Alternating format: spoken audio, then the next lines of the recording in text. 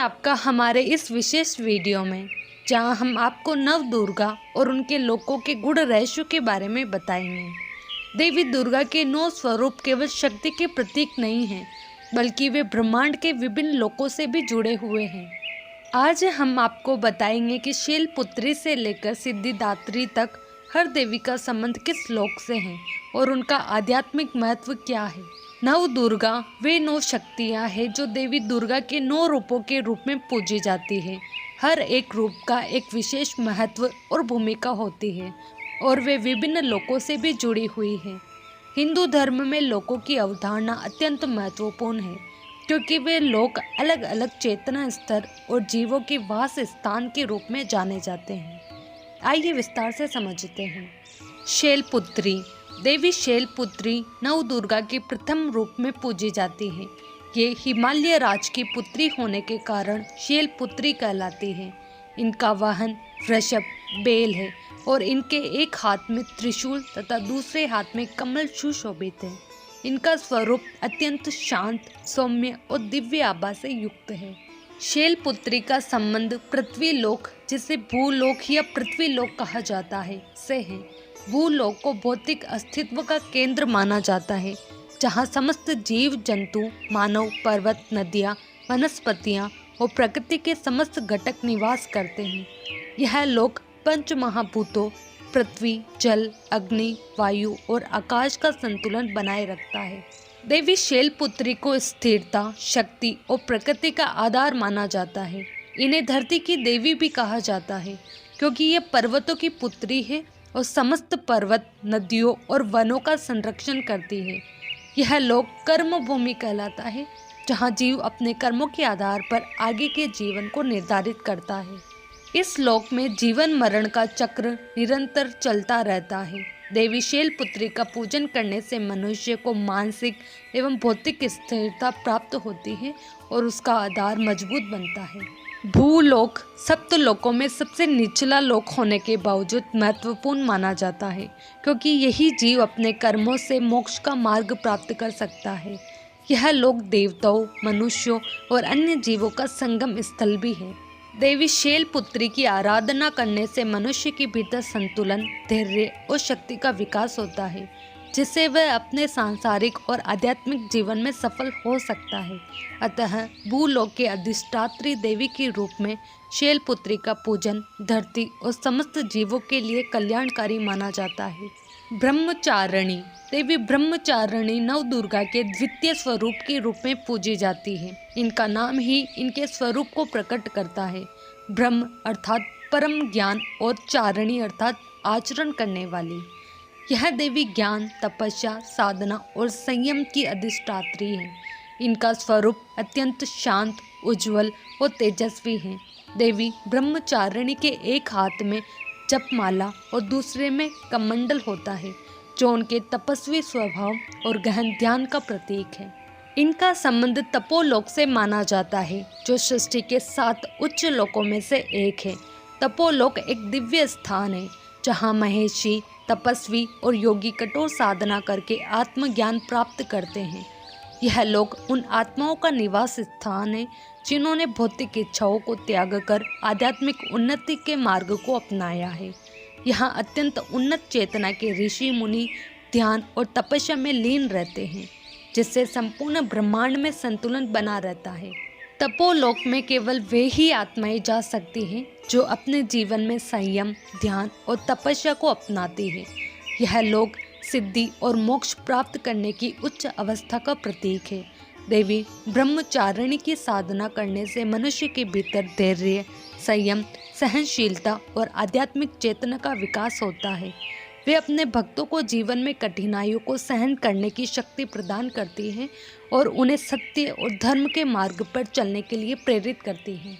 तपोलोक और देवी ब्रह्मचारिणी का संबंध यह दर्शाता है कि यदि कोई व्यक्ति आत्म संयम और तपस्या का मार्ग अपनाता है, तो वह आत्मिक उन्नति के उच्च स्तरों तक पहुंच सकता है। यह लोक एक दिव्य चेतना का प्रतीक है, जहाँ केवल वे आत्माएं पहुँचती हैं जो सांसारिक बंधनों से मुक्त होकर ब्रह्म की खोज में लीन होती हैं। देवी ब्रह्मचारिणी की आराधना करने से व्यक्ति में ज्ञान, साधना और आध्यात्मिक शक्ति का जागरण होता है, जिससे वह जीवन में सफलता और मुक्ति दोनों प्राप्त कर सकता है। चंद्र घंटा देवी चंद्र घंटा नव दुर्गा के तृतीय स्वरूप के रूप में पूजी जाती है। इनके मस्तक पर अर्धचंद्र सुशोभित रहता है, जो घंटे के आकार का प्रतीत होता है। इसी कारण इनका नाम चंद्र घंटा पड़ा। इनका स्वरूप अत्यंत तेजस्वी, दिव्य और युद्धमयी है। देवी सिंह पर सवार होती है और इनके 10 हाथों में विभिन्न अस्त्र शस्त्र शोभायमान रहते हैं। इनके घंटे की ध्वनि मात्र से ही दुष्ट शक्तियां भयभीत होकर नष्ट हो जाती है। देवी चंद्र घंटा का संबंध स्वर्ग लोक से माना जाता है। स्वर्ग लोक को देवलोक भी कहा जाता है और यह इंद्र का लोक है। यह पुण्य आत्माओं, देवताओं और सिद्ध योगियों का निवास स्थान है। स्वर्ग लोक में दिव्य भोग सामग्री, मनोरम उद्यान, अमृत सरोवर और अद्भुत वैभव उपलब्ध होता है। यहाँ रहने वाले देवता यज्ञों और तपस्याओं के प्रभाव से प्राप्त शक्तियों द्वारा इस लोक में स्थान पाते हैं। स्वर्ग लोक का शासन इंद्रदेव के हाथों में होता है, जो इसे दुष्ट शक्तियों और असुरों से बचाने के लिए निरंतर प्रयासरत रहते हैं। देवी चंद्र घंटा को युद्ध की अधिष्ठात्री देवी माना जाता है। जब जब देवताओं और असुरों से युद्ध करना पड़ा, तब तब देवी ने अपने रौद्र रूप में प्रकट होकर राक्षसों का संहार किया। यह लोक शक्ति, वैभव और आध्यात्मिक पुण्य का प्रतीक है। स्वर्ग लोक में स्थान प्राप्त करने के लिए मनुष्य को धर्म, सत्य और सत्कर्मों का पालन करना आवश्यक होता है। देवी चंद्र घंटा की आराधना करने से व्यक्ति के भीतर वीरता, आत्मबल और साहस का विकास होता है। वे अपने भक्तों को निडरता, दृढ़ संकल्प और सकारात्मक ऊर्जा प्रदान करती है, जिससे वे जीवन में आने वाली कठिनाइयों से संघर्ष कर सके। स्वर्ग लोक का संबंध पुण्य कर्मों से है और देवी चंद्र घंटा की साधना मनुष्य को सदैव धर्म और कर्तव्य के मार्ग पर चलने के लिए प्रेरित करती है। कुष्मांडा देवी कुष्मांडा नव दुर्गा के चतुर्थ स्वरूप के रूप में पूजी जाती है। संस्कृत में कुष्मांडा शब्द का अर्थ होता है कुष्म अर्थात छोटा और अंड अर्थात अंडा, अर्थात जो अपनी दिव्य शक्ति से ब्रह्मांड की रचना कर सके। मान्यता है कि जब सृष्टि में चारों ओर अंधकार व्याप्त था, तब देवी कुष्मांडा ने अपनी दिव्य ऊर्जा से ब्रह्मांड की उत्पत्ति की। इसलिए इन्हें आदि शक्ति भी कहा जाता है। इनके 8 हाथ होते हैं, जिनमें कमंडल, धनुष, बाण, कमल, अमृत कलश, चक्र और गदा धारण होती है तथा एक हाथ अभय मुद्रा में रहता है। देवी कुष्मांडा का वाहन सिंह है, जो उनकी शक्ति और निर्भयता का प्रतीक है। देवी कुष्मांडा का संबंध सूर्य लोक और महलोक से माना जाता है। सूर्य लोक ब्रह्मांड का वह लोक है जहाँ से ऊर्जा, प्रकाश और जीवन का संचार होता है। यह लोक भगवान सूर्य देव का निवास स्थान है, जो समस्त लोकों के लिए जीवनदायी प्रकाश और ऊर्जा प्रदान करते हैं। सूर्य लोक में रहने वाली आत्माएं अत्यंत तेजस्वी और दिव्य होती हैं। यह लोक दिव्यता, ऊर्जा और सकारात्मक शक्ति का केंद्र माना जाता है। महलोक सप्त ऋषियों और महान सिद्ध आत्माओं का निवास स्थान है। यह लोक उन्नत आत्माओं के लिए एक उच्च आध्यात्मिक स्थान माना जाता है, जहाँ केवल वे ही आत्माएं पहुँच सकती हैं जो महान तपस्या और ज्ञान के माध्यम से स्वयं को उच्चतर चेतना में स्थापित कर चुकी होती है। महलोक में रहने वाले महर्षि ब्रह्मांडीय ऊर्जा से जुड़े होते हैं और अपने ज्ञान और तपस्या द्वारा संपूर्ण सृष्टि का मार्गदर्शन करते हैं। देवी कुष्मांडा की आराधना करने से साधक को ऊर्जा, तेज, स्वास्थ्य और आध्यात्मिक शक्ति प्राप्त होती है। यह देवी उन लोगों के लिए विशेष रूप से पूजनीय है जो ज्ञान और प्रकाश के पथ पर अग्रसर होना चाहते हैं। इनकी कृपा से व्यक्ति के भीतर सकारात्मकता, आत्मबल और दिव्यता का संचार होता है, जिससे वे अपने जीवन में सफलता और आध्यात्मिक उन्नति प्राप्त कर सकता है। स्कंद माता देवी स्कंद माता नव दुर्गा के पंचम स्वरूप के रूप में पूजी जाती है। वे भगवान कार्तिकेय की माता है, जो देवताओं के सेनापति और अद्वितीय वीरता के प्रतीक माने जाते हैं। देवी स्कंद माता का स्वरूप अत्यंत शांत, करुणामयी और दिव्य आभा से युक्त होता है। वे कमलासन पर विराजमान रहती है, इसलिए उन्हें पद्मासना भी कहा जाता है। इनके 4 हाथ होते हैं। 2 हाथों में कमल सुशोभित रहता है। एक हाथ में भगवान स्कंद को गोद में लिए होती है और चौथा हाथ अभय मुद्रा में रहता है। इनका वाहन सिंह है जो शक्ति और पराक्रम का प्रतीक है। देवी स्कंद माता का संबंध जनलोक से माना जाता है। जनलोक सप्त लोकों में से एक महत्वपूर्ण लोक है जहाँ उच्च कोटि के संत, सिद्ध पुरुष और महान ऋषि मुनि निवास करते हैं। यह लोक ज्ञान, साधना और आध्यात्मिक उन्नति का केंद्र माना जाता है। जो आत्माएं सत्य, धर्म और उच्च आध्यात्मिक साधना में संलग्न होती है वे इस लोक में निवास करने का अधिकार प्राप्त करती है। जनलोक में रहने वाले ऋषि मुनि सृष्टि के कल्याण हेतु ध्यान और तपस्या में लीन रहते हैं। यहाँ आत्माएं सांसारिक मोह माया से परे रहकर ब्रह्म ज्ञान और सत्य की साधना करती है। इस लोक में न कोई दुख होता है और न ही सांसारिक इच्छाओं का प्रभाव।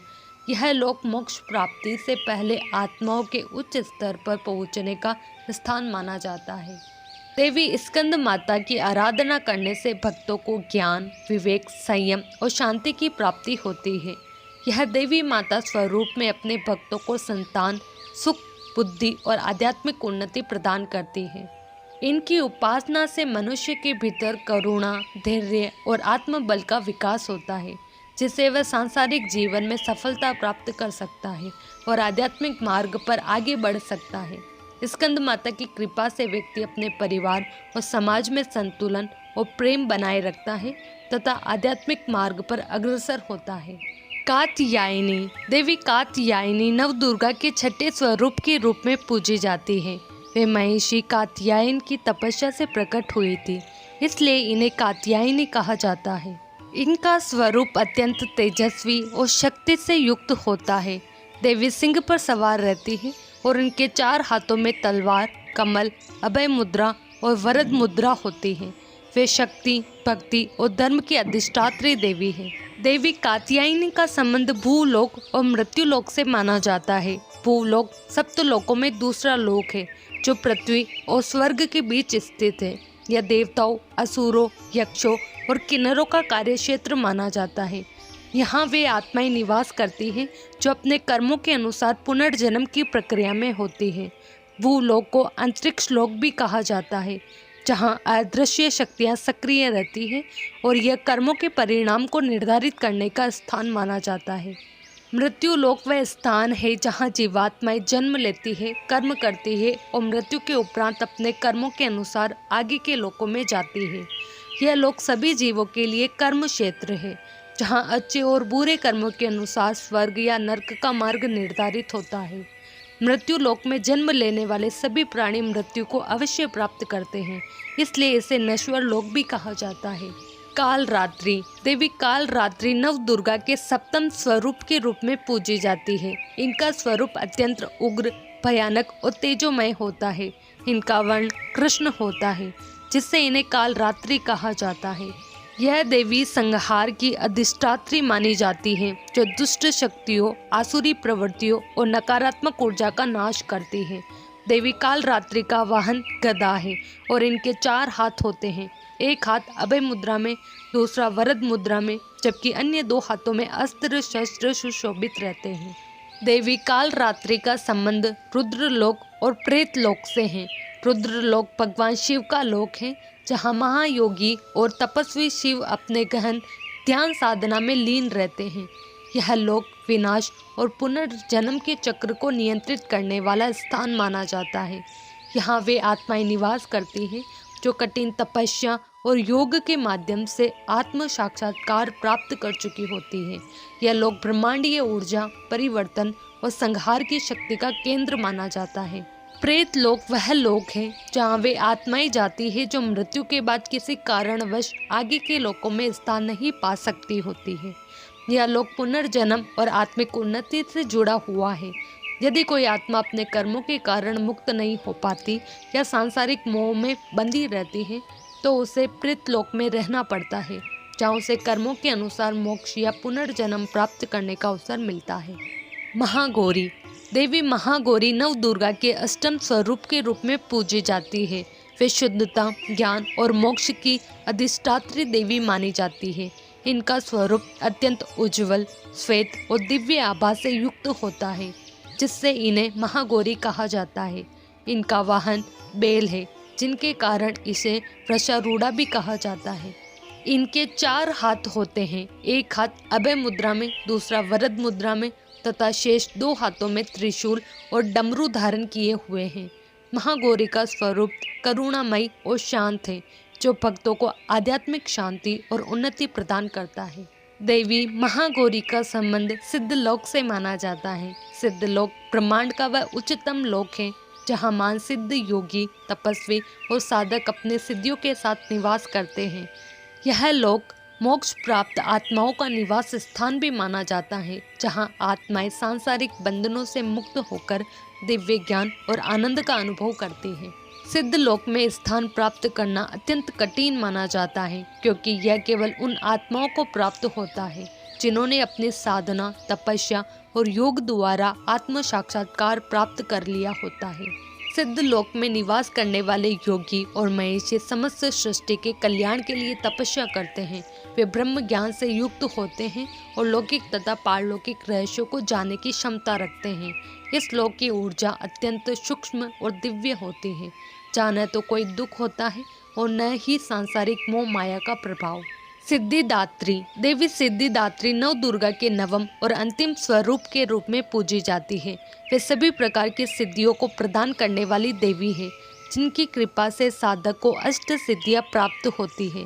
सिद्धिदात्री देवी का स्वरूप अत्यंत दिव्य, शांत और मोहक होता है। वे कमलासन पर विराजमान होती है और उनके 4 हाथों में शंख, चक्र, गदा तथा कमल सुशोभित रहते हैं। देवी सिद्धिदात्री का संबंध ब्रह्मलोक और परम धाम से है। ब्रह्मलोक जिसे सृष्टि का सर्वोच्च स्थान माना जाता है, ब्रह्मा जी का निवास स्थान है। इस लोक में ब्रह्मा, विष्णु, महेश तथा अन्य महान आत्माएं निवास करती हैं। यह स्थान परम ज्ञान और ब्रह्मांडीय ऊर्जा का स्रोत है। यहाँ वे आत्माएं जाती हैं जो गहन साधना और तपस्या के माध्यम से ब्रह्म ज्ञान प्राप्त कर लेती है। परम धाम मोक्ष का स्थान माना जाता है, जहाँ आत्मा जन्म मरण के चक्र से मुक्त हो जाती है। इसे वैकुंठ, शिवधाम या सतलोक के रूप में भी जाना जाता है, जहाँ केवल वे ही आत्माएं प्रवेश कर सकती हैं जिन्होंने समस्त सांसारिक बंधनों से मुक्ति प्राप्त कर ली होती है। परम धाम में केवल अनंत शांति, दिव्यता और आनंद का अनुभव होता है। तो यह थे नव दुर्गा और उनके संबंधित लोकों के रहस्य। देवी दुर्गा के हर स्वरूप में केवल शक्ति ही नहीं, बल्कि संपूर्ण ब्रह्मांड का संतुलन भी समाया हुआ है। अगर आपको यह जानकारी रोचक लगी तो वीडियो को लाइक करें, शेयर करें और हमारे चैनल को सब्सक्राइब करना न भूलें।